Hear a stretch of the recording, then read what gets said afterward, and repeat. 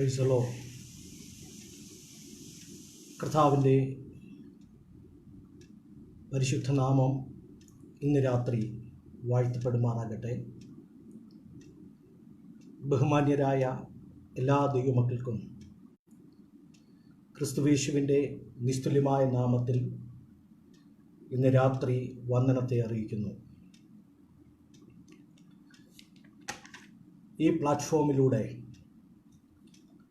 ഇന്ന് രാത്രി ദൈവത്തിൻ്റെ വചനം ശുശ്രൂഷിക്കുവാൻ ദൈവം ഇടയാക്കിയതോർത്ത് സർവകൃപാലുവായ ദൈവത്തെ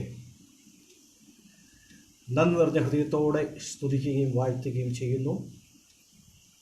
പെനിയേൽ ഗോസ്പൽ മീഡിയ എന്ന ഈ ഫേസ്ബുക്ക് ഗ്രൂപ്പിനായി ദൈവത്തെ സ്തുതിക്കുന്നു, കർത്താവിനെ മഹത്വപ്പെടുത്തുന്നു. ഈ ഗ്രൂപ്പിൻ്റെ അഡ്മിനായിട്ട് പ്രവർത്തിക്കുന്ന, ഈ ഗ്രൂപ്പിന് നേതൃത്വം നൽകുന്ന കർത്താവിൽ ബഹുമാന്യനും തിരുവചന ഘോഷണത്തിലും ശുശ്രൂഷയിലും പ്രസിദ്ധനുമായ കർത്താവിൻ്റെ ദാസൻ പാസ്റ്റർ ജോൺ തോമസ് തൃശൂർ അവരുകൾക്കായി സ്തോത്രം ചെയ്യുന്നു. പരിചയപ്പെട്ട നാൾ മുതൽ ഇന്നുവരെയും ദൈവസ്നേഹത്തിലും ആദരവിലും ശുശ്രൂഷയിലും അന്യോന്യം ഓർക്കുവാനും പ്രാർത്ഥിക്കുവാനും ദൈവം സഹായിച്ചതോർത്ത് ദൈവത്തെ സ്തുതിക്കുകയാണ്. ബഹുമാന്യ കർത്താവിൻ്റെ ദാസനെയും കുടുംബത്തെയും ദൈവം ധന്യമായിട്ട് അനുഗ്രഹിക്കട്ടെ എന്ന് ഇന്ന് രാത്രി ദൈവത്തോട് പ്രാർത്ഥിക്കുന്നു. നമ്മുടെ വിഷയം ക്രിസ്റ്റോളജിയാണല്ലോ. തിയോളജിയിലെ ഒരു വിഭാഗമായ ക്രിസ്റ്റോളജിയെക്കുറിച്ചാണ് ഇന്ന് രാത്രി നമ്മൾ സംവേദിക്കുന്നത്.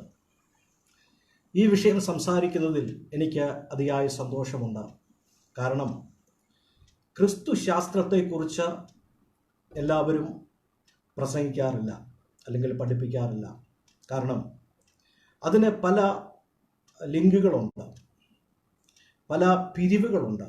അതുകൊണ്ട് തന്നെ ക്രിസ്തു ശാസ്ത്രം മറ്റുള്ള വിഷയങ്ങളിൽ നിന്നും അല്പം വ്യത്യസ്തമാണ്. ഇന്ന് രാത്രി അതിൻ്റെ ചില ഭാഗങ്ങൾ മാത്രം ചിന്തിച്ച് ഈ സന്ദേശം ഇവിടെ പര്യവസാനിപ്പിക്കുവാൻ കർത്താവിൽ ശരണപ്പെടുന്നു. What is Christology? എന്താണ് ക്രിസ്റ്റോളജി? ക്രിസ്തു അല്ലെങ്കിൽ ക്രിസ്റ്റോ എന്ന പദം, ക്രിസ്റ്റോ എന്ന് പറയുമ്പോൾ ക്രിസ്തു അല്ലെങ്കിൽ മഷിഹ, അഭിഷക്തൻ. ഇപ്പോൾ ഓളജി എന്നത് ഗ്രീക്ക് പദമാണ്. ഇതിൽ നിന്നുമാണ് ക്രിസ്റ്റോളജി അല്ലെങ്കിൽ ക്രിസ്തു ശാസ്ത്രം എന്ന് പറയുന്ന ഒരു ശാഖ വികസിപ്പിച്ച് എടുത്തത്. അപ്പോൾ ക്രിസ്തുവിനെ കുറിച്ചുള്ള പഠനം, അതിൽ ശാസ്ത്രീയമായ പഠനങ്ങളുണ്ട്, ജിയോഗ്രഫിക്കലുണ്ട്, ബയോളജിക്കലുണ്ട്, അതുപോലെ തന്നെ മനഃശാസ്ത്രമുണ്ട്. ഇതെല്ലാം ഇതിനകത്ത് വിഷയങ്ങളാണ്. എല്ലാം ഒന്നും പ്രസംഗിക്കാനോ ചിന്തിക്കാനോ ഒന്നും ഇന്ന് രാത്രി നമുക്ക് സമയം പോരാ. അപ്പോൾ ക്രിസ്റ്റോളജിയിൽ പുത്രനെക്കുറിച്ചാണ് പറയുന്നതെങ്കിൽ പെറ്ററോളജിയിൽ പിതാവായ ദൈവത്തെക്കുറിച്ച് പഠിപ്പിക്കുന്ന ശാഖയാണ് അത്, പെറ്ററോളജി. അപ്പോൾ പിതാവായ ദൈവത്തെക്കുറിച്ച് പഠിപ്പിക്കുന്ന ഒരു ശാഖ, പുത്രനായ ക്രിസ്തുവിനെക്കുറിച്ച് പഠിപ്പിക്കുന്ന ക്രിസ്റ്റോളജി എന്ന് പറയുന്ന ശാഖ. അപ്പോൾ തന്നെ ന്യൂമാറ്റോളജി എന്ന് പറയുന്ന ഒരു വേദശാസ്ത്ര ശാഖയുണ്ട്. അത് പരിശുദ്ധാത്മാവിനെക്കുറിച്ച് പഠിപ്പിക്കുന്ന ഒരു ശാഖയാണ് ന്യൂമാറ്റോളജി. അപ്പോൾ ക്രിസ്റ്റോളജി, പെറ്റോളജി, അതുപോലെ പെറ്റോളജി, ന്യൂമറ്റോളജി, ഇങ്ങനെ 3 ശാഖകളായിട്ട്. ഇതിൽ പെറ്റോളജി പലപ്പോഴും നമ്മൾ പഠിക്കുന്നതാണ്. പിതാവിനെക്കുറിച്ച് എല്ലാവരും പലപ്പോഴും സംസാരിക്കുകയും ആ തിയോളജി ശാഖയെ പലപ്പോഴും പഠിപ്പിക്കുന്നതുമാണ്. അപ്പോൾ തന്നെ ഈ 3 ശാഖകളുടെ ഉപരിയായുള്ള ഒത്തിരി ശാഖകളുണ്ട്. അരിയനിയം, ഡോസോറ്റിസം എന്നിങ്ങനെ പല ശാഖകൾ. ഇതിനകത്ത് ചോദ്യങ്ങളുണ്ട്, ഉത്തരങ്ങളുണ്ട്, വിഭാഗീയതയുണ്ട്. അപ്പോൾ തന്നെ സാമൂഹ്യപരവും ശാസ്ത്രപരവുമായിട്ടൊത്തിരി ചിന്തകളുണ്ട്. യേശുക്രിസ്തുവിൻ്റെ ക്രൂശീകരണത്തെക്കുറിച്ചൊക്കെ നമ്മൾ ചിന്തിക്കുമ്പോൾ സാമൂഹ്യവും ശാസ്ത്രപരവുമായിട്ട് ഉള്ള പശ്ചാത്തലങ്ങളെക്കുറിച്ചും അതിൻ്റെ പിന്നിൽ നടന്ന ഗവേഷണങ്ങളെക്കുറിച്ചുമൊക്കെ നമ്മൾ ചിന്തിക്കേണ്ടി വരും. എന്നാൽ നമുക്ക് ലഭ്യമായ സമയം 1 മണിക്കൂറാണ്. ഈ 1 മണിക്കൂറിൻ്റെ ഉള്ളിൽ എന്നെ ഏൽപ്പിച്ച ആ ചുമതല, എന്നെ ഏൽപ്പിച്ച വാക്യം എന്ന് പറയുന്നത് 2 കൊരിന്ത്യർ ലേഖനം 1-ാം അധ്യായത്തിൻ്റെ 5-ാമത്തെ വാക്യമാണ്.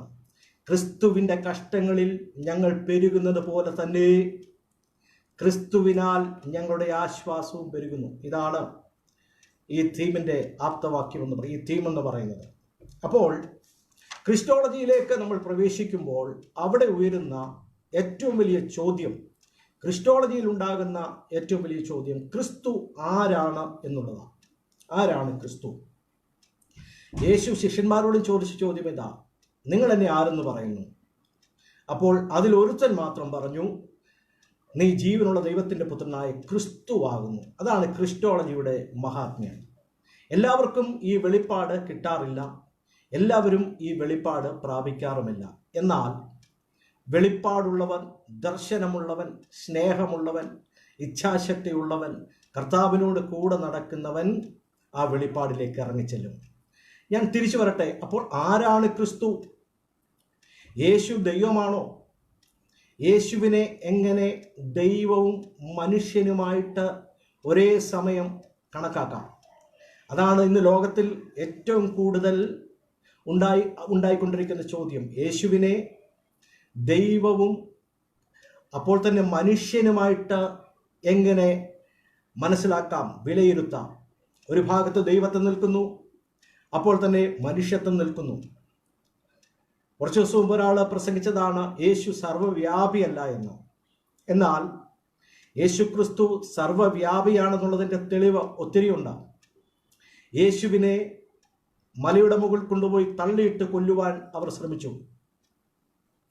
യേശു അവരുടെ മുൻപിലൂടെ നടന്നുപോയി. യേശുവിനെ അവരെ കണ്ടില്ല.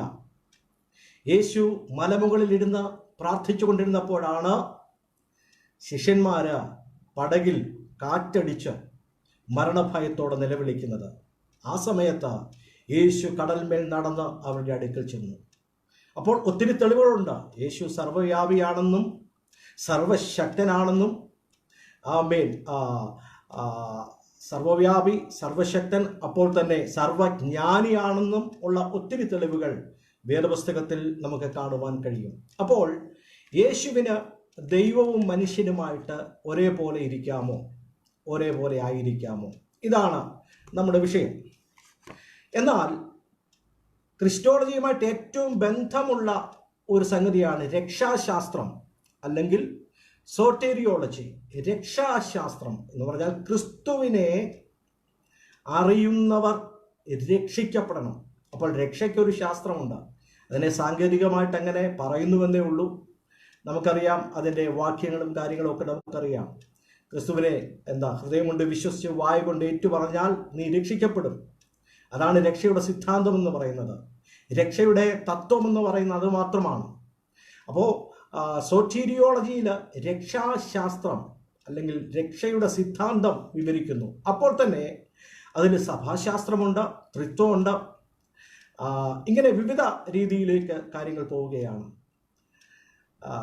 ഇതുകൂടാതെ ബ്ലാക്ക് ക്രിസ്റ്റോളജി ഉണ്ട്. എന്താണ് ബ്ലാക്ക് ക്രിസ്റ്റോളജി?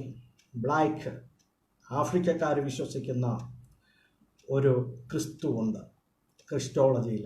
അങ്ങനെ ഒരു വിഭാഗം പഠിതാക്കൾക്ക് പഠിക്കുവാൻ കഴിയും. അപ്പോൾ ബ്ലാക്ക് ക്രിസ്റ്റോളജി ഉണ്ട്. ആ ക്രിസ്റ്റോളജിയിൽ അവർ പഠിപ്പിരെന്ന് പറഞ്ഞാൽ നമ്മൾ വിചാരിക്കുന്ന പോലെയല്ല, തികച്ചും വ്യത്യസ്തമായ നിലകളിലാണ്. അതിന്ന് രാത്രി ചിന്തിക്കുവാൻ താല്പര്യപ്പെടുന്നില്ല. അപ്പോൾ ബ്ലാക്സ് പറയുന്ന, കറുത്ത വർഗക്കാർ പറയുന്ന, അവർ വിശ്വസിക്കുന്ന ഒരു ക്രിസ്തുവുണ്ട്.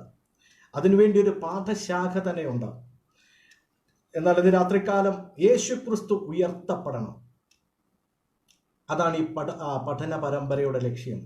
ഞാനോ ഉയർത്തപ്പെട്ടാൽ ആമേൻ എന്ന് തുടങ്ങുന്നതാണ് നമ്മുടെ ഈ പഠന പരമ്പര. ക്രിസ്തു ഉയർത്തപ്പെടണം.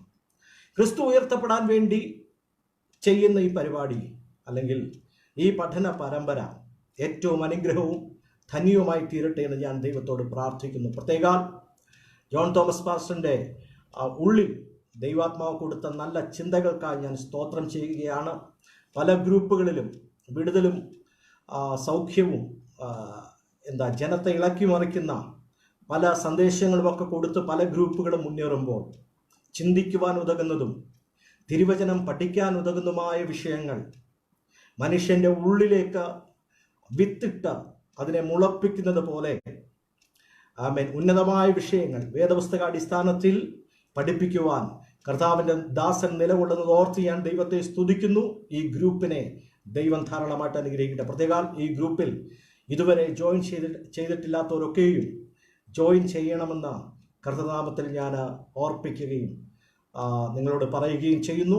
കർത്താവ് അനുഗ്രഹിക്കട്ടെ. ഇന്ന് രാത്രി ഈ ക്രിസ്റ്റോളജിയിൽ ഞാൻ എടുക്കുന്ന ഭാഗം ലൂക്കോസിൻ്റെ സുവിശേഷം 22-ാം അധ്യായത്തിൻ്റെ 39-ാമത്തെ വാക്യം മുതൽ 23-ാമത്തെ അധ്യായത്തിൻ്റെ 49 വരെയുള്ള 82 വാക്യങ്ങൾ ഇന്ന് രാത്രി നമ്മൾ ചിന്തയ്ക്കായിട്ട് എടുക്കുക. സമയം എങ്ങനെ പോകുമെന്ന് എനിക്കറിയത്തില്ല.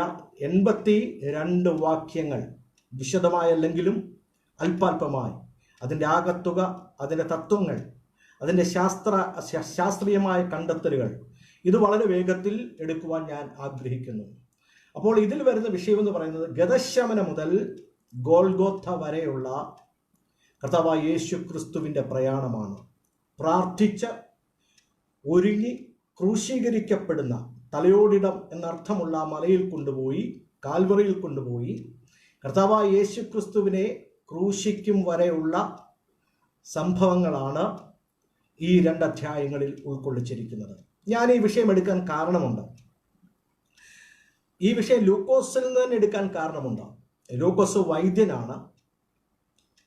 വൈദ്യനായ ഒരു മനുഷ്യന് മരിക്കാൻ പോകുന്ന, കൊല്ലപ്പെടുന്ന അല്ലെങ്കിൽ ക്രൂശിക്കപ്പെടാൻ പോകുന്ന ഒരു വ്യക്തിയുടെ മാനസികാവസ്ഥ നന്നായിട്ട് അറിയാൻ പറ്റും.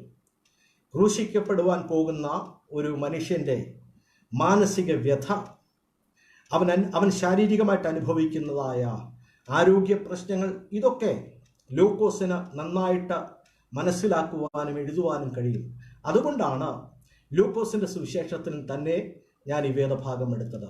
അപ്പോൾ ലൂക്കോസിന്റെ സുവിശേഷം 22-ാം അധ്യായം 39-ാമത്തെ വാക്യത്തിൽ നമ്മൾ ഇങ്ങനെയാണ് വായിച്ചു തുടങ്ങുന്നത്. പതിവ് പോലെ കർത്താവായ യേശു ക്രിസ്തു പ്രാർത്ഥിപ്പാനായി അല്ലെങ്കിൽ ഒലിവുമലയിലേക്ക് കർത്താവായ യേശു ക്രിസ്തു പോകുന്നു.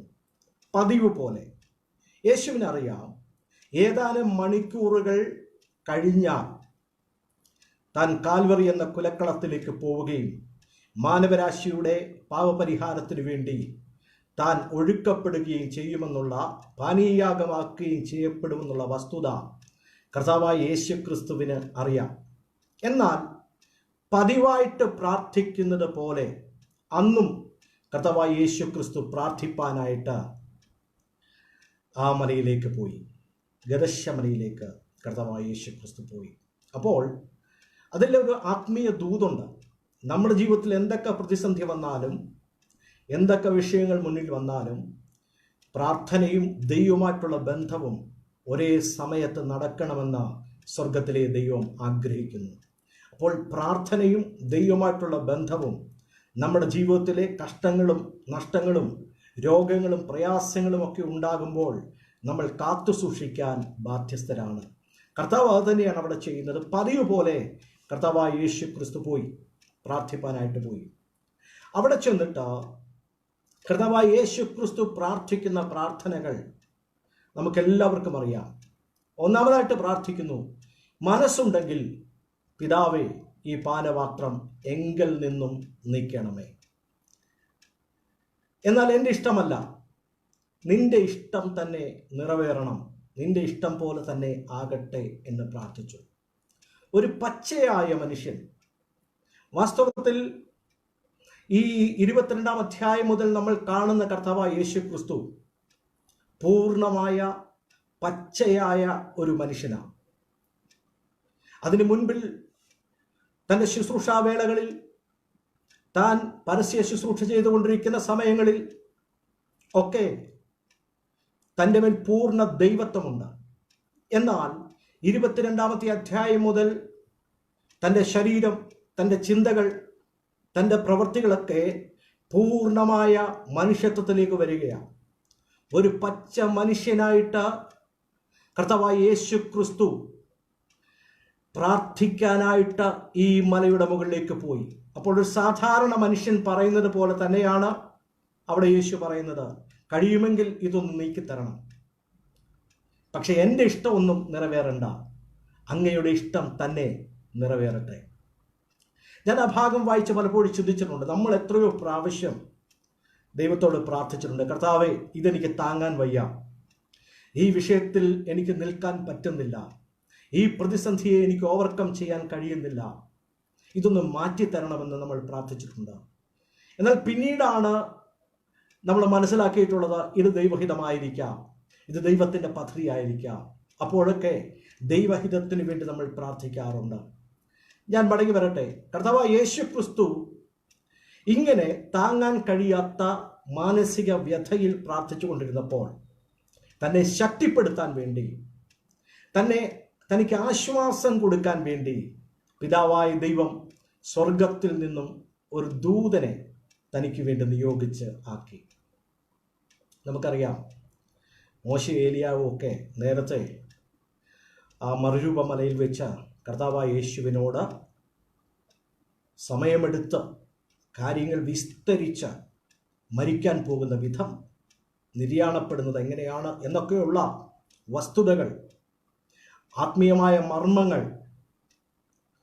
യേശുവിനോട് വ്യക്തമായ രീതിയിൽ മോശയും ഏലിയാവും ഒക്കെ വന്ന് സംസാരിച്ചതാണ്.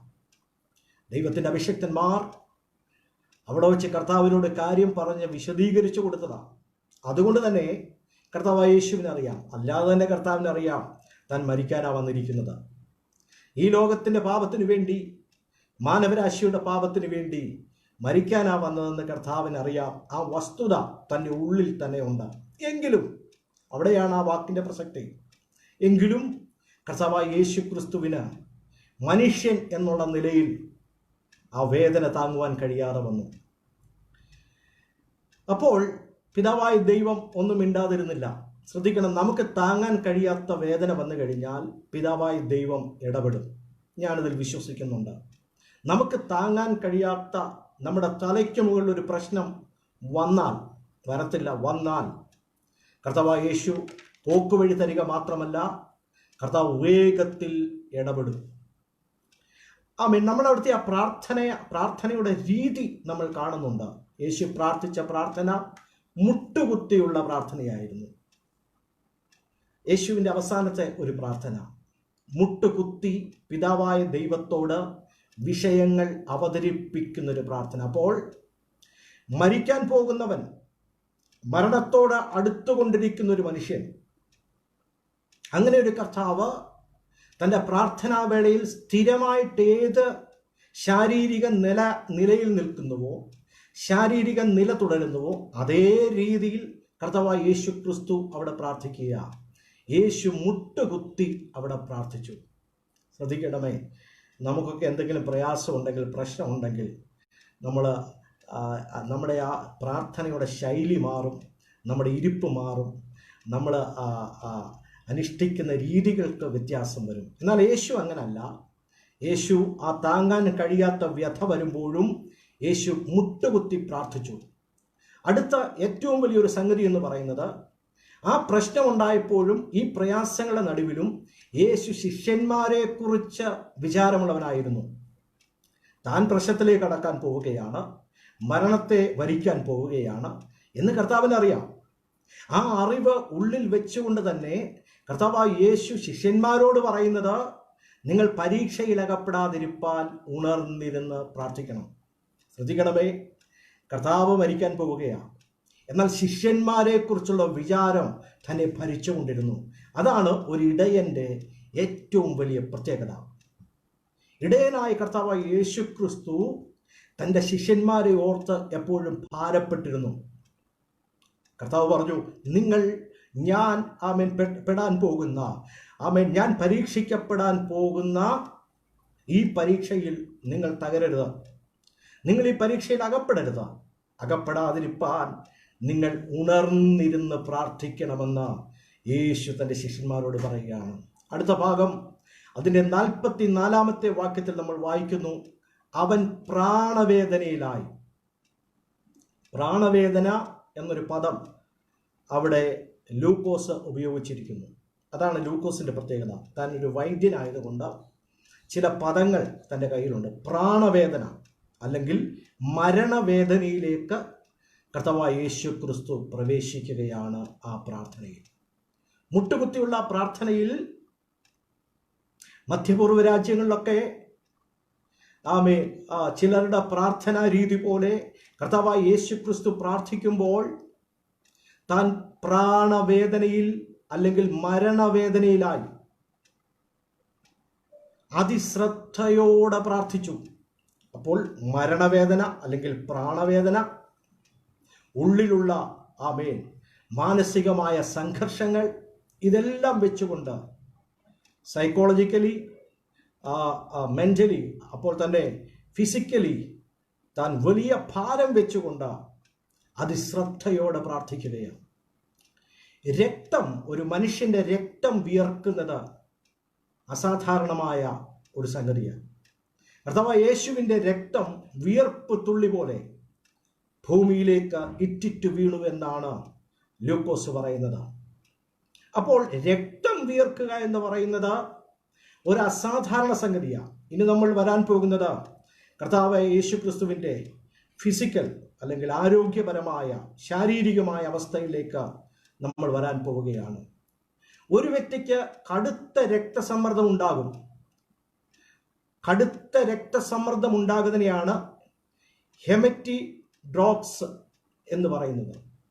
അപ്പോൾ ഈ കടുത്ത രക്തസമ്മർദ്ദം, നമുക്കറിയാം ബി പി ഒക്കെ ഉണ്ടായി നമ്മൾ തലചുറ്റി വീണു പോകും. പെട്ടെന്ന് നമ്മൾ രക്തം തലയിലേക്ക് ഇരച്ചു കയറിയിട്ട് അവിടെ ബ്ലഡ് ക്ലോട്ട് ചെയ്യും. ബ്ലഡ് ക്ലോട്ട് ചെയ്ത് കഴിഞ്ഞാൽ പിന്നെ ശരീരം സ്തംഭിച്ചു പോകും. ഒരു വശം പൂർണ്ണമായിട്ട് തളർന്നു പോകും, അല്ലെങ്കിൽ ശരീരത്തിന് കൈകാലുകൾ കുഴഞ്ഞു പോകും. അപ്പോൾ കടുത്ത രക്തസമ്മർദ്ദം നമുക്കുണ്ടാകുന്ന അവസ്ഥകളുണ്ട്. എന്നാൽ കർത്താവായ യേശുവിന് മരിക്കേണ്ടത് കാൽവറി ക്രൂശിലാണ്. ഈ പ്രാർത്ഥിക്കുന്ന ഈ ഗെത്സമനയിലല്ല കർത്താവ് കൊല്ലപ്പെടേണ്ടത്. കർത്താവ് കാൽവറി ക്രൂശ് വരെ നടന്ന് ക്രൂശ് എടുത്തുകൊണ്ട് പോകേണ്ടത് ആവശ്യമാണ്.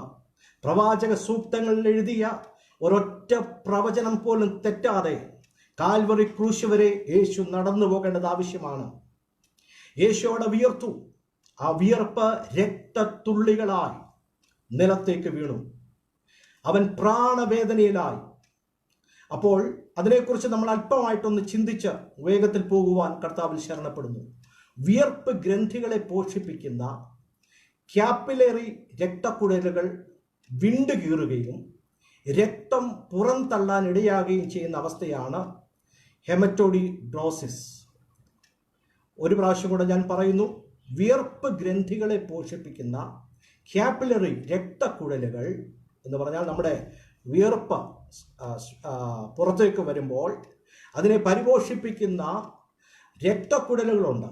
ആ രക്തക്കുഴലുകൾ വിണ്ടുകീറുകയും രക്തം പുറന്തള്ളാൻ ഇടയാകുകയും ചെയ്യുന്ന അവസ്ഥയാണ് ഈ വേദഭാഗത്ത് നമ്മൾ കാണുന്നത്.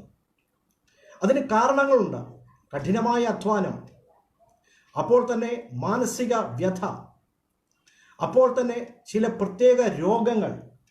ഇതൊക്കെയും ഈ രോഗമുണ്ടാകുവാൻ അല്ലെങ്കിൽ ഹെമറ്റോഡ്രോസിസ് എന്ന ഈ ശാരീരിക അവസ്ഥയിലേക്ക് പോകുവാൻ കാരണമായി തീരും. ഇതിനെക്കുറിച്ച് പറയുന്നത് വധശിക്ഷയ്ക്ക് വിധിക്കപ്പെട്ട ചിലർ, വധശിക്ഷയ്ക്ക് വിധിക്കുന്നത് നിങ്ങൾക്കറിയാമല്ലോ. കുറച്ച് ദിവസം മുമ്പ് അല്ലെങ്കിൽ മണിക്കൂറുകൾക്ക് മുൻപ് വധശിക്ഷയ്ക്ക് വിധിക്കും. വിധിച്ചു കഴിഞ്ഞാൽ രാവിലെ ആയിരിക്കും തൂക്കുന്നത്. തൂക്കുന്ന രാത്രി അല്ലെങ്കിൽ തൂക്കുന്നതിൻ്റെ തലേന്നുള്ള രാത്രി ഈ തടവുപുള്ളി മാനസികമായി വലിയ സംഘർഷങ്ങൾ അനുഭവിക്കും. അങ്ങനെ നെഞ്ചുവേദന വരികയും BP കൂടുകയൊക്കെ ചെയ്യുന്ന ഒരുപാട് അവസ്ഥകളുണ്ട്. അപ്പോൾ തീവ്രമാകുന്ന മാനസിക പീഡയാണ് കർത്താവായ യേശു ക്രിസ്തു ഒരു പച്ച മനുഷ്യൻ എന്ന നിലയിൽ ആ പ്രാർത്ഥനാവേളയിൽ അനുഭവിച്ചത്. അപ്പോൾ ഹിസ്റ്റോറിക്കൽ മെക്കാനിസങ്ങളും സൈക്കോസോമറ്റിക് ഡിസോർഡേഴ്സും രക്തപ്രവാഹത്തെ വർദ്ധിപ്പിക്കുന്നു, രക്തസ്രാവത്തിനായിട്ട് നമ്മെ പ്രേരിപ്പിക്കുന്നു. അപ്പോൾ നമ്മുടെ ശരീരത്തിൻ്റെ മെക്കാനിസം പൂർണ്ണമായി രക്തസ്രാവമുണ്ടാകുവാൻ പ്രേരിപ്പിക്കുന്നു. അതാണ് കർത്താവായ യേശു ക്രിസ്തുവിന് പറ്റിയത്. ഡോക്ടർ ഫ്രെഡറിക് ഗുബ്ബെ പറയുന്നു, അദ്ദേഹത്തിൻ്റെ അഭിപ്രായത്തിൽ വിയർപ്പ് ഗ്രന്ഥികൾക്ക് ചുറ്റും വല പോലെയുള്ള ഒന്നിലധികം രക്തക്കുഴലുകൾ വലിയ സമ്മർദ്ദത്തിൽ ചുരുങ്ങുന്നു. ശ്രദ്ധിക്കണമെന്ന് യുവമക്കളെ, ഞാൻ ഈ വിഷയങ്ങൾ പലപ്പോഴും ഞാൻ ചിന്തിച്ചിട്ടുണ്ട്.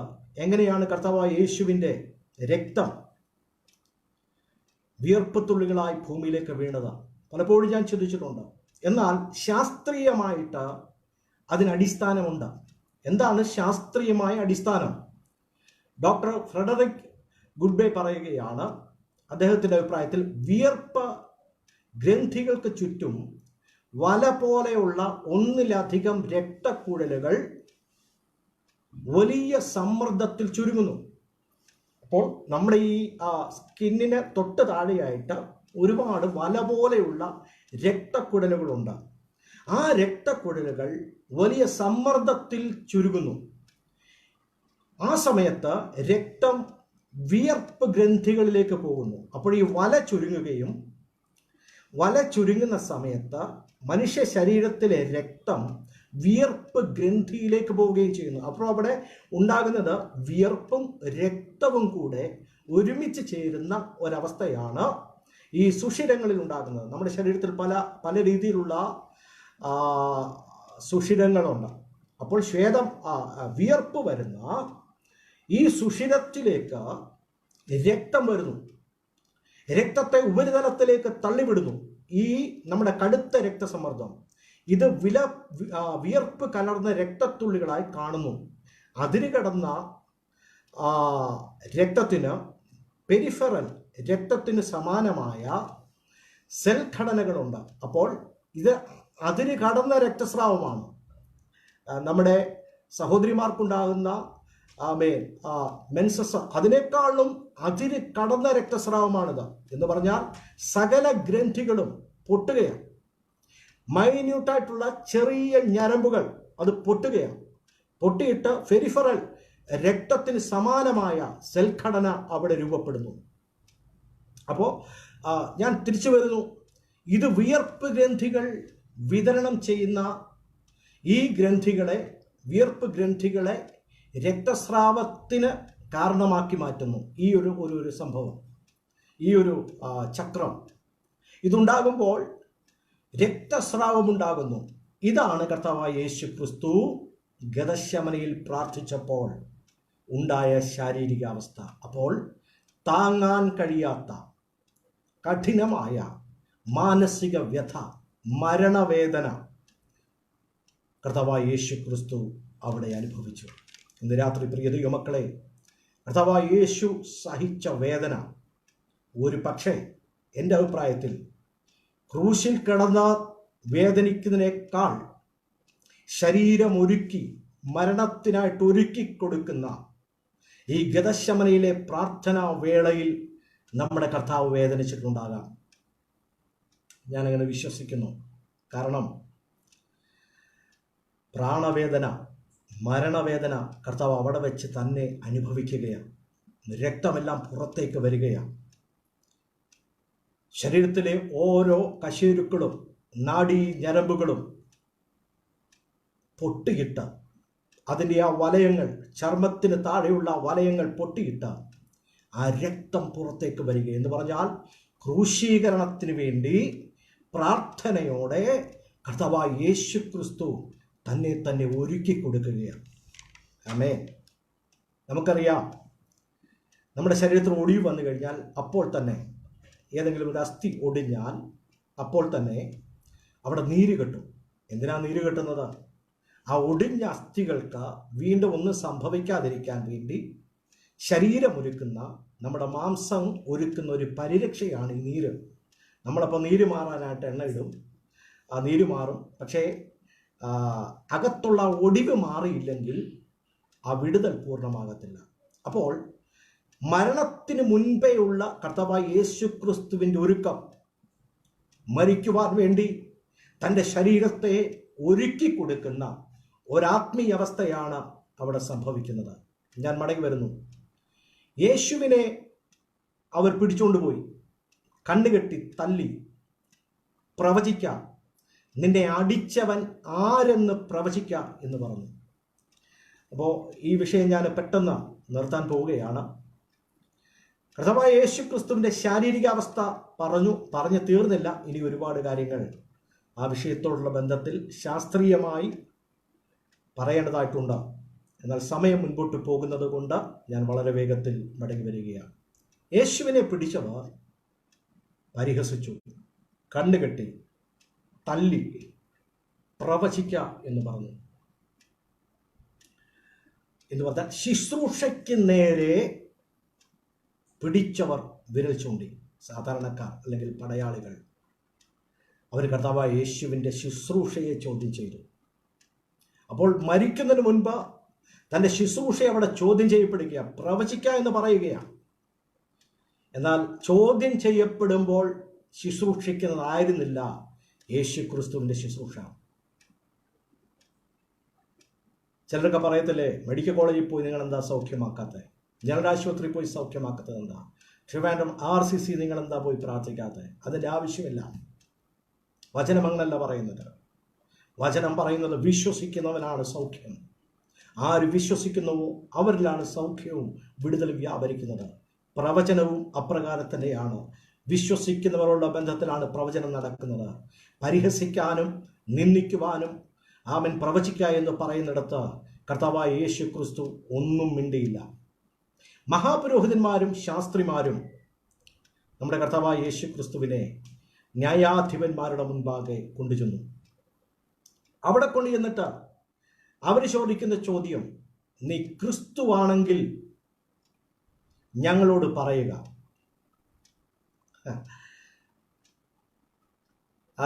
അവരുടെ ചോദ്യം കേട്ട് വാസ്തവത്തിൽ ഞാനത് വായിച്ചിട്ട് ചിരിച്ചുപോയി. നീ ക്രിസ്തുവാണെങ്കിൽ, നീ ക്രിസ്തുവാണെന്ന് എന്തിനാ തെളിയിക്കുന്നത്? ഭൂതങ്ങളാ വേറെ പറയുന്നത്. കർത്താവായ യേശു ക്രിസ്തുവാണ്, ദൈവമാണ്. ഒരിക്കൽ കർത്താവായ യേശു അബ്രഹാമിനേക്കാൾ ഞാൻ മുൻപേ ഉണ്ടായിരുന്നു എന്ന് പറഞ്ഞപ്പോൾ, ദൈവത്തോട് താൻ സമനാക്കി കളഞ്ഞപ്പോൾ അവരെറിയാൻ കല്ലെടുത്തു. എന്നാൽ കർത്താവായ യേശു ദൈവത്തിന് സമനാണ്. ദൈവത്തിന് സമനെന്ന് പറഞ്ഞാൽ ക്വാളിറ്റിയിൽ, വ്യക്തിത്വത്തോടുള്ള ബന്ധത്തിൽ കർത്താവായ ദൈവവും കർത്താവായ യേശു ക്രിസ്തുവും തമ്മിൽ ഒരുപോലെയാണ്, ഈക്വലാണ്. അതിലൊരു വ്യത്യാസവുമില്ല. പിതാവായ ദൈവത്തിന് സമനാണ് ക്രിസ്തുവായ പുത്രനായ ക്രിസ്തു. ആമേൻ. അപ്പോൾ അവരുടെ ആ ചോദ്യത്തിന്, നീ ക്രിസ്തുവെങ്കിൽ ഞങ്ങളോട് പറക എന്നുള്ള അവരുടെ ചോദ്യത്തിന് ഉത്തരമായി കർത്താവായ യേശു ക്രിസ്തു ഇപ്രകാരം പറഞ്ഞു, ഇന്നു മുതൽ മനുഷ്യപുത്രൻ ദൈവശക്തിയുടെ വലത് ഭാഗത്ത് ഇരിക്കും എന്ന് പറഞ്ഞു. എന്തൊരു മറുപടിയാ! യേശു പറയുന്ന മറുപടിയുടെ മുൻപിലും യേശു ചോദിക്കുന്ന ചോദ്യങ്ങളുടെ മുൻപിലും ഒരുത്തനും നിൽക്കാൻ കഴിയത്തില്ല. പലതിനും യേശു മറുപടി പറയാറില്ല. പറഞ്ഞാൽ അവിടെ ഒരുത്തനും കാണത്തില്ല. നമുക്കറിയാം, വ്യഭിചാരത്തിൽ പിടിച്ചുകൊണ്ട് വന്ന സ്ത്രീയെ, ദുർനടപ്പിൽ പിടിച്ചുകൊണ്ട് വന്ന സ്ത്രീയെ കല്ലെറിഞ്ഞു കൊല്ലാൻ വേണ്ടി അന്നത്തെ പരീശന്മാരും അന്നത്തെ ജനങ്ങളുമെല്ലാം കല്ലെടുത്തുകൊണ്ട് വരുമ്പോൾ കർത്താവായ യേശു പറഞ്ഞു, നിങ്ങളിൽ പാപമില്ലെങ്കിൽ കല്ലെറിയാം. ഒരുത്തനെ അവിടെ കണ്ടില്ല. മഷയിട്ട് നോക്കിക്കഴിഞ്ഞാൽ ഒരുത്തനെ കാണാൻ പറ്റത്തില്ല. അതാ കർത്താവായ യേശു മറുപടി പറഞ്ഞാൽ പറഞ്ഞതാ, ചോദ്യം ചോദിച്ചാൽ ചോദിച്ചതാ. എന്നാൽ കർത്താവായ യേശു പലപ്പോഴും നിശബ്ദനായിരുന്നു. അതോർത്ത് ഞാൻ ദൈവത്തെ സ്തുതിക്കുന്നു. അപ്പോൾ ഇന്നു മുതൽ മനുഷ്യപുത്രൻ ദൈവശക്തിയുടെ വലതുഭാഗത്തിരിക്കുമെന്ന് പറഞ്ഞാൽ അതിൻ്റെ അർത്ഥം ഇന്ന് വരെ നിങ്ങൾ മനുഷ്യപുത്രനെയാണ് കണ്ടത്. അതാണ് ക്രിസ്റ്റോളജിയുടെ ഏറ്റവും വലിയ മർമ്മപ്രധാനമായ വസ്തുത. പ്രിയപ്പെട്ടവരെ, നിങ്ങൾ ഇന്ന് വരെ മനുഷ്യപുത്രനെയാണ് കണ്ടത്. എന്നാൽ ഇനി നിങ്ങൾ കാണാൻ പോകുന്നത്, ഇന്നു മുതൽ നിങ്ങൾ കാണാൻ പോകുന്നത് മനുഷ്യപുത്രൻ ദൈവശക്തിയുടെ വലതുഭാഗത്ത്, എന്ന് പറഞ്ഞാൽ മനുഷ്യപുത്രൻ ദൈവപുത്രനായി, ദൈവത്തോട് തുല്യനായി, ദൈവത്തോട് കൂടെ നിൽക്കുന്നത് നിങ്ങൾ കാണും. അതാണ് ആ വാക്യത്തിന്റെ അർത്ഥം. ഒറ്റ അടിക്ക് അവരുടെ സകല ചോദ്യങ്ങൾക്കും മറുപടി കർത്താവായ യേശു പറഞ്ഞു. അപ്പോൾ പിന്നെ ഒരു ചോദ്യം പീലാത്തോസാ ചോദിക്കുന്നത്, നീ ദൈവപുത്രനോ? അപ്പൊ പീലാത്തോസിന് അറിയണമല്ലോ. ഇപ്പോൾ അറിഞ്ഞത് ഈ മത മേലധ്യക്ഷന്മാർ അറിഞ്ഞത്, ഹന്നാഫും കയ്യഫാവും അമ്മായപ്പനും മരുമോനും ഒക്കെ അറിഞ്ഞത്. എന്നാൽ ഇനിയിപ്പോ ചോദിക്കുന്നത് ആരാണ്? ഇവിടെ ചോദിക്കുന്നത് പീലാത്തോസാ. പീലാത്തോസ് ചോദിച്ചു, നീ ദൈവപുത്രനാണോ? അടുത്ത ചോദ്യം, നീ യഹൂദന്മാരുടെ രാജാവാണോ? അപ്പോൾ ദൈവപുത്രനാണോ എന്ന് ചോദിച്ചു കഴിഞ്ഞാൽ അതെ, അങ്ങനെ തന്നെയാണ്. കർത്താവായ യേശു ക്രിസ്തു ദൈവത്തിന്റെ പുത്രനാണ്, ദൈവത്തോട് സമനാണ്. പീലാത്തോസിന്റെ ചോദ്യം, നീ യഹൂദന്മാരുടെ രാജാവോ? ശ്രദ്ധിക്കണം, പീലാത്തോസ് ആരാണ്? ന്യായാധിപനാണ്, ജഡ്ജിയാണ്. നീറോ അന്നത്തെ കാലത്ത് കൈസറുടെ ചക്രവർത്തി പദം നിലനിൽക്കുന്ന കാലത്ത്, കൈസർക്ക് കരം കൊടുക്കുന്ന കാലത്ത് ന്യായാധിപൻ ചോദിക്കുകയാണ്, നീ യഹൂദന്മാരുടെ രാജാവാണോ? പീലാത്തോസിന്റെ മുൻപിൽ യേശു പറഞ്ഞു, അതെ, ഞാൻ യഹൂദന്മാരുടെ രാജാവാണ്. ഈ ഉത്തരം പറഞ്ഞിട്ടും രാജാവാണോ ചോദിച്ചത് രാജാവല്ല എന്ന് പറയാൻ വേണ്ടിയാ. കർത്താവായ യേശു രാജാവല്ലെന്നല്ല പറഞ്ഞത്, രാജാവാണെന്നാണ് പറഞ്ഞത്. അപ്പോൾ രാജാവല്ലെന്ന് പറഞ്ഞിരുന്നെങ്കിൽ പീലാത്തോസിന് സന്തോഷമായിട്ട് പെട്ടെന്ന് വിട്ടയച്ചേനെ. പക്ഷേ യേശു അവിടെ പറയുന്നത് രാജാവാണ്. അപ്പോഴാണ് ചിലരിലൂടെ പീലാത്തോസ് ഒരു കാര്യം അറിയുന്നത്, യേശു ഗലീലക്കാരനാണ്. അങ്ങനെയാണെങ്കിൽ ഒരു കാര്യം ചെയ്യാം, ഗലീലക്കാരനായ ഹെരോദാവിൻ്റെ അടുക്കിലേക്ക് കർത്താവായ യേശുവിനെ അയക്കാമെന്ന് പീലാത്തോസ് തീരുമാനമെടുത്തു. അങ്ങനെ ഹെരോദാവിൻ്റെ അടുക്കിലേക്ക് പീലാത്തോസ് യേശുവിനെ അയച്ചു. ഹെരോദാവ് എന്താ ചെയ്തത്? യേശുക്രിസ്തുവിനെ പല ചോദ്യങ്ങൾ ചോദിച്ചു. യേശുവിൽ നിന്നും എന്തെങ്കിലും അത്ഭുതങ്ങൾ കാണാം, എന്തെങ്കിലും വിടുതൽ കാണാമെന്നൊക്കെ ഹെരോദാവ് ആഗ്രഹിച്ചു. എന്നാൽ ഒരു മാജിക്കും കർത്താവായ യേശു, അല്ലെങ്കിൽ ഒരു അത്ഭുതകരമായ പ്രവൃത്തിയും കർത്താവായ യേശു അവിടെ കാണിച്ചില്ല. യേശുവിനെ ഒരു ശുഭ്രവസ്ത്രം ധരിപ്പിച്ച് നിസ്സാരനാക്കി കളഞ്ഞിട്ട കർത്താവായ യേശുവിനെ പരിഹസിച്ച ഹെരോദാവ് അവിടെ നിന്നും പീലാത്തോസിലേക്ക് മടക്കി അയച്ചു. അന്ന് ശത്രുക്കളായിരുന്ന പീലാത്തോസും ഹെരോദാവും തമ്മിൽ മിത്രങ്ങളായി. കണ്ടോ, ക്രൂശീകരണ സമയത്ത് ശത്രുക്കളായിരുന്നവരെ പോലും മിത്രങ്ങളാക്കുന്നത് കർത്താവിൻ്റെ കൃപയാണ്. അതോർത്ത് ഞാൻ ദൈവത്തെ സ്തുതിക്കുന്നു. പിന്നീട് പീലാത്തോസിന്റെ അടുക്കലേക്ക് കർത്താവായ യേശു വന്നു. യേശു വന്നപ്പോൾ പീലാത്തോസ് പറഞ്ഞ വസ്തുത ഇങ്ങനെയാണ്, മരണയോഗ്യമായതൊന്നും ഇവൻ പ്രവർത്തിച്ചിട്ടില്ല. അവര് പല കാര്യങ്ങൾ യേശുവിനെ കുറിച്ച് പറഞ്ഞു. കൈസർക്ക് കരം കൊടുക്കുന്ന വിഹിതമല്ലെന്നും, യഹൂദ മതാചാരങ്ങളെയൊക്കെ തെറ്റിക്കുന്നവനാണെന്നും, കലക്കമുണ്ടാക്കുന്നവനാണെന്നും, ഇന്ന് വരെ നമ്മൾ കേൾക്കാത്ത പുതിയ പ്രസംഗങ്ങൾ, പുതിയ കാര്യങ്ങൾ ജനത്തെ തെറ്റിപ്പിക്കുന്നുവെന്നുമൊക്കെ ഒരുപാട് കർത്താവായ യേശു ക്രിസ്തുവിനെ കുറിച്ച് അപവാദങ്ങൾ പറഞ്ഞു. എന്നാൽ പീലാത്തോസ് തൻ്റെ സ്റ്റേറ്റ്മെന്റിൽ ഉറച്ചു നിൽക്കുകയാണ്. അവർ പറയുന്നൊന്നും പീലാത്തോസ് കാര്യമാക്കുന്നില്ല. പീലാത്തോസ് പറഞ്ഞു, മരണയോഗ്യമായത് അവനെ കൊല്ലണമെന്ന് യഹൂദന്മാർ ആർക്കുമ്പോൾ പീലാത്തോസ് പറഞ്ഞു, മരണയോഗ്യമായതൊന്നും ഞാൻ ഇവനിൽ കാണുന്നില്ല, ഞാൻ ഇവനെ അടിപ്പിച്ച് വിട്ടയക്കുമെന്ന് പറഞ്ഞു. അപ്പോഴാണ് ജനം പറയുന്നത്, ഞങ്ങൾക്ക് യേശുവിനെ വേണ്ട, ഞങ്ങൾക്ക് ബറബാസിനെ മതി. യേശുവിനെ അവർ റിജക്റ്റ് ചെയ്തു, യേശുവിനെ അവർ തള്ളിപ്പറഞ്ഞു. ലോകത്തിലെ ദുഷ്ടനായവനെ വേണമെന്ന് കൊലപാതകവും സമൂഹത്തിൽ പ്രശ്നങ്ങളുമൊക്കെ സൃഷ്ടിച്ച ദുഷ്ടനായ ബർബാസിനെ വേണമെന്ന് ജനം ഉറക്കെ പറഞ്ഞു. അവർ ഉറക്കെ നിലവിളിച്ചു. 3 പ്രാവശ്യം പീലാത്തോസ് യേശുവിന് വേണ്ടി സംസാരിച്ചു. മൂന്നാമത്തെ പ്രാവശ്യം പിലാത്തോസ് പറയുകയാണ്, അവൻ ചെയ്ത ദോഷമെന്ത്? മരണയോഗ്യമായതൊന്നും ഞാൻ അവനിൽ കാണുന്നില്ല, ഞാൻ അവനെ അടിച്ചു പറഞ്ഞയക്കും എന്ന് പറഞ്ഞു. ആരവാരം അധികമായ സമയത്ത് കർത്താവായ യേശു അവനെ ക്രൂശിക്ക എന്നുള്ള ശബ്ദം ആരവാരം മുഴുകിയ സമയത്ത് കർത്താവായ യേശുവിനെ ജനത്തിന് കൈമാറി. നമ്മൾ ഈ കാലങ്ങളിൽ കാണുന്ന ഒരു കാര്യമാണ് ആൾക്കൂട്ട കൊലപാതകം. 100 പേർ ചേർന്ന് ഒരുത്തനെ അടിച്ചും കല്ലെറിഞ്ഞും കൊന്നു കഴിയാൻ അവിടെ ഒന്നും ചെയ്യുവാൻ കഴിയത്തില്ല. ഇതുപോലെ വലിയൊരു ജനാവലി, വലിയൊരു ജനക്കൂട്ടമാണ് യേശുവിനെ കൊല്ലണമെന്ന് പറഞ്ഞത്. യേശുവിനെ കൊലയ്ക്ക് വേണ്ടി വിട്ടുകൊടുത്തു. പച്ച പൈന്മര കുരിശ് കർത്താവായ യേശു ചുമന്നു. ഞാൻ പറഞ്ഞല്ലോ, ഗതശമനയിൽ വെച്ച് തന്നെ തൻ്റെ ശരീരം മരണത്തിനു വേണ്ടി ഒരുക്കപ്പെട്ടു. Praise the Lord. ഗതശമനയിൽ വെച്ച് തന്നെ തൻ്റെ ശരീരം രക്തം പൊടിഞ്ഞ് പുറത്തു വരുന്ന രീതിയിൽ യഹൂദന്മാർ ചാട്ടവാർ അടിച്ചപ്പോഴല്ല,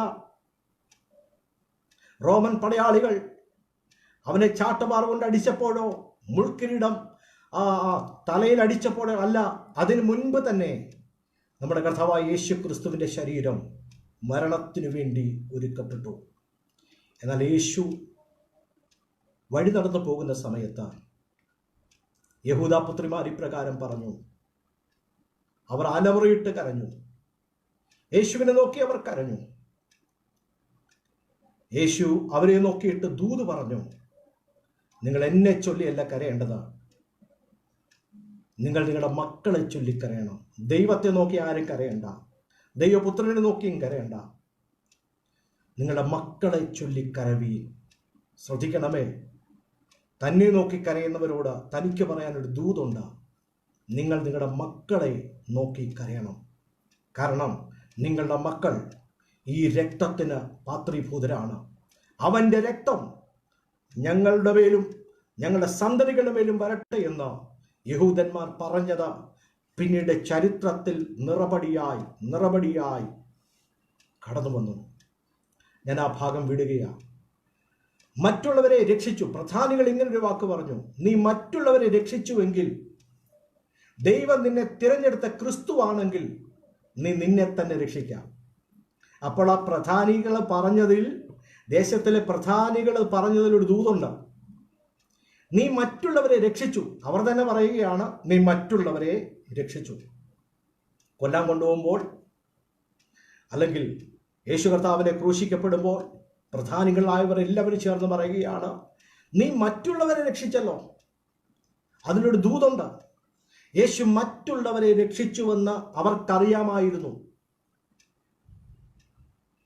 മറ്റുള്ളവരെ രക്ഷിച്ചല്ലോ, അതുകൊണ്ട് നീ നിന്നെ തന്നെ രക്ഷിക്ക എന്ന് അവർ യേശുവിനെ നോക്കി പറഞ്ഞു. സ്വയം രക്ഷപ്പെടുന്നവനല്ല ക്രിസ്തു, മറ്റുള്ളവരെ രക്ഷിക്കുന്നവനാണ് ക്രിസ്തു. ക്രിസ്തുശാസ്ത്രത്തിൻ്റെ, ക്രിസ്റ്റോളജിയുടെ ഏറ്റവും വലിയ പ്രത്യേകത, സ്വയം രക്ഷപ്പെടുന്ന ഒരു ദൈവമല്ല കർത്താവായ യേശു ക്രിസ്തു. മറ്റ് പല ദൈവങ്ങളും സ്വയം രക്ഷപ്പെടുന്നവരാ. എന്നാൽ ക്രിസ്തു സ്വയം നമുക്ക് വേണ്ടി മരിച്ച ദൈവത്തിൻ്റെ കുഞ്ഞാടാണ്.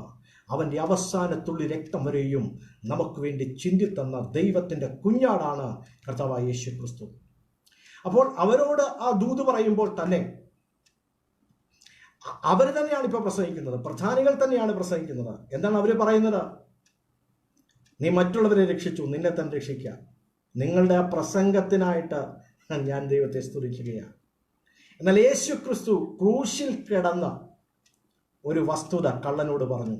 കള്ളന് മനസ്സിലായി, ഞങ്ങളെപ്പോലെ ഇവൻ നിലവിളിക്കുന്നില്ല, പ്രയാസപ്പെടുന്നില്ല, ഭാരപ്പെടുന്നില്ല, പിച്ചും പേയും പറയുന്നില്ല, മരിക്കാൻ പോകുന്നവൻ്റെ ചേഷ്ടകളൊന്നും കാണിക്കുന്നില്ല. കാരണം ശരീരം അതിനുവേണ്ടി നേരത്തെ തന്നെ ഒരുക്കി കഴിഞ്ഞു. ചേഷ്ടകളൊന്നുമില്ല. 3 ആണികളിൽ കർത്താവ് തൂക്കപ്പെട്ട ആ ക്രൂശിൽ കിടക്കുന്ന സമയത്ത് മറ്റുള്ളവരെ പോലെ ബഹളമൊന്നുമില്ല. കാരണം താൻ അതിനായിട്ട് ഒരുക്കപ്പെട്ട് കഴിഞ്ഞു. വേദനിക്കുന്ന അവസ്ഥയിൽ, തലയിൽ മുൾക്കിരീടം അടിക്കപ്പെട്ട അവസ്ഥയിൽ, അടികൊണ്ട് തകർന്ന്, യെശയ്യാ പ്രവാചകന്റെ ഭാഷ പറഞ്ഞാൽ കണ്ടാൽ ആളല്ല എന്ന് തോന്നിക്കുമാറ് വിരൂപമാക്കപ്പെട്ടു. ദൈവത്തിന്റെ കുഞ്ഞാടായ ക്രിസ്തു വിരൂപമാക്കപ്പെട്ടു. എന്നാൽ മറ്റ് രണ്ട് കള്ളന്മാരെ പോലെ ക്രൂശിൽ കർത്താവായ യേശു ക്രിസ്തു ആയിരുന്നില്ല. അവനൊന്നും മിണ്ടാതെ, രോമം കത്തിരിക്കുന്നവരുടെ മുൻപിൽ മിണ്ടാതിരിക്കുന്ന കുഞ്ഞാടിനെ പോലെ അവനായിരുന്നു. ക്രൂശിൽ കിടന്ന കള്ളനോട് ഇപ്രകാരം പറഞ്ഞു, നീ എന്നെയും ഓർക്കണമേ എന്നുള്ള വസ്തുത ക്രൂശിൽ കിടന്ന കള്ളൻ പറഞ്ഞപ്പോൾ, മറ്റേ കള്ളനോട്, ദുഷ്ടനായ കള്ളനോട് ഈ നീതിമാനായ കള്ളൻ പറയുകയാണ്, നമ്മളൊക്കെ ചെയ്തത് അത് ന്യായവിധിക്ക് അർഹമായതാ. ഈ ശിക്ഷയ്ക്ക് അർഹമായത് നമ്മൾ ചെയ്തു, ഇവൻ അർഹമായതൊന്നും ചെയ്തില്ല. ആ കണ്ടെത്തലാണ് വാസ്തവത്തിൽ ആ കള്ളനെ ഇന്ന് നീ എന്നോടുകൂടെ പറുദീസയിൽ ഇരിക്കുമെന്ന് കർത്താവിനെ കൊണ്ട് പറയിച്ചത്. അവൻ്റെ കണ്ടെത്തൽ എന്താ? നമ്മൾ അന്യായമായതൊക്കെ ചെയ്തു, നമുക്ക് ന്യായമായ ശിക്ഷയാണ് കിട്ടിയിരിക്കുന്നത്. എന്നാൽ ഇവൻ നീതിമാനാണ്. യേശു ക്രിസ്തുവിലുള്ള നീതീകരണം, അല്ലെങ്കിൽ യേശു ക്രിസ്തുവിലൂടെയുള്ള നീതീകരണം മനസ്സിലാക്കിയവൻ പറയുകയാണ്, നീ രാജ്യത്വം പ്രാപിച്ചു വരുമ്പോൾ, ക്രൂശിന്റെ മുകളിൽ എഴുതിയിട്ടുണ്ടല്ലോ, നീ യഹൂദന്മാരുടെ രാജാവാണെന്ന് എഴുതിയിട്ടുണ്ടല്ലോ, നീ രാജ്യത്വം പ്രാപിച്ചു വരുമ്പോൾ എന്നെയും ഓർക്കണമേ. അവനറിയാം കുറച്ച് സെക്കൻഡ് കഴിഞ്ഞാൽ മരിക്കും. കുറച്ച് സെക്കൻഡുകളുടെ ഉള്ളൂ ആയുസ്. ശരീരം മരണത്തെ കൈവരിക്കാൻ പോവുകയാണ്. കള്ളനത് അറിയാം. പിന്നെന്തുകൊണ്ടാണ് അവൻ പറഞ്ഞത്, രാജ്യത്വം പ്രാപിച്ചു വരുമ്പോൾ എന്നെയും ഓർക്കണമേ? അപ്പോൾ ആ കള്ളന് മനസ്സിലായ ഒരു വസ്തുത, ഇവനൊരു രാജ്യത്വമുണ്ട്. ഈ ലോകം ഇവനെ അംഗീകരിച്ചില്ലെങ്കിലും, യഹൂദന്മാർ അംഗീകരിച്ചില്ലെങ്കിലും, ഹന്നാഫും കയ്യഫാവും അംഗീകരിച്ചില്ലെങ്കിലും, ഹെരോദാവും അതുപോലെ തന്നെ പീലാത്തോസും അംഗീകരിച്ചില്ലെങ്കിലും, ഈ ലോകം അംഗീകരിച്ചില്ലെങ്കിലും, ഇവനൊരു വാഴ്ചയുണ്ട്, ഇവൻ രാജാവായിട്ട് വരുന്നൊരു ദിവസമുണ്ട് എന്ന് അവന് മനസ്സിലായി. അവൻ പറയുകയാണ്, എന്നെ നീ ഓർക്കണമേ. കർത്താവായ യേശു അവനോട് പറഞ്ഞു, ഇന്ന് നീ എന്നോടുകൂടെ പറുദീസയിലിരിക്കും. സ്തോത്രം.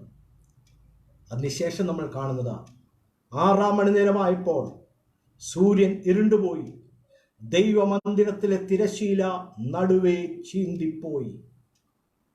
എൻ്റെ പ്രിയ പുരോഹിത ഹന്നാഫേ, കയ്യഫാവേ, നിങ്ങൾക്കിനി മറപിടിക്കാനൊരു തിരശീലയില്ല. യഥാർത്ഥ തിരശീലയായ ക്രിസ്തുവിൻ്റെ ദേഹമെന്ന തിരശീല ഇവിടെ കീറപ്പെട്ട് കഴിഞ്ഞു. ഇനി നിങ്ങൾക്കൊരു തിരശീലയുടെ പുറകിൽ ഒളിച്ചിരുന്ന് ശുശ്രൂഷിക്കുവാൻ കഴിയത്തില്ല. പുതിയ നിയമത്തിന്റെ മധ്യസ്ഥനായ ക്രിസ്തുയേശു എന്നേക്കും മഹാപുരോഹിതനായിരിക്കുന്നവൻ ഇവിടെ ഇതാ കീറപ്പെടുകയാണ്, അവൻ തകർക്കപ്പെടുകയാണ്. ഇനി നിങ്ങൾക്ക് ഒരു തിരശീല ഇല്ല. മേൽത്തൊട്ട് അടിവരെയും യെരൂശലേം ദേവാലയത്തിന്റെ തിരശീല 2ആയിട്ട് കീറിപ്പോയി. കർത്താവായ യേശു ക്രിസ്തുവിന്റെ ദേഹം എന്ന തിരശീല കാൽവരി ക്രൂശിൽ കീറിയപ്പോൾ, മാനവരാശിയുടെ പാപപരിഹാരത്തിനു വേണ്ടി കർത്താവായ യേശു പ്രാണവേദന അനുഭവിച്ചപ്പോൾ,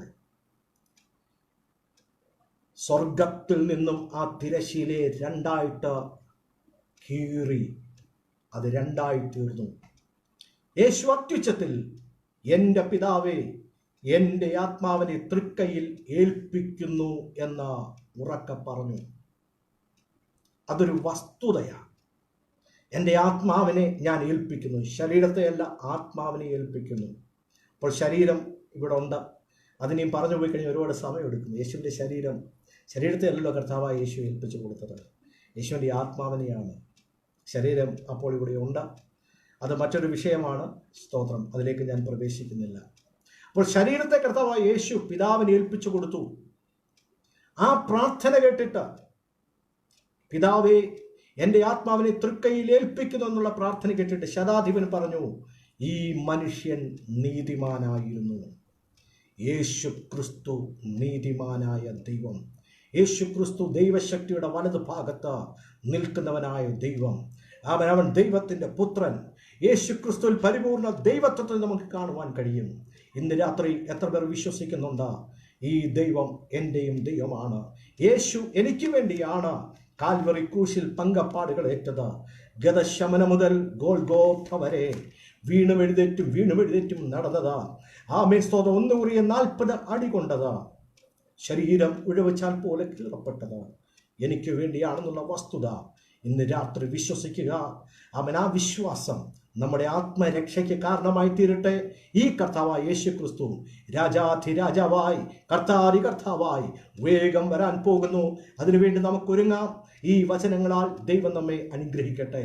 പ്രത്യേക ഈ ഗ്രൂപ്പിൻ്റെ അഡ്മിനായിരിക്കുന്ന ജോൺ തോമസ് അവർക്ക് അവൻ ദൈവനാമത്തിൽ എൻ്റെ സ്നേഹത്തെയും നന്ദിയെയും പ്രകാശിപ്പിക്കുന്നു.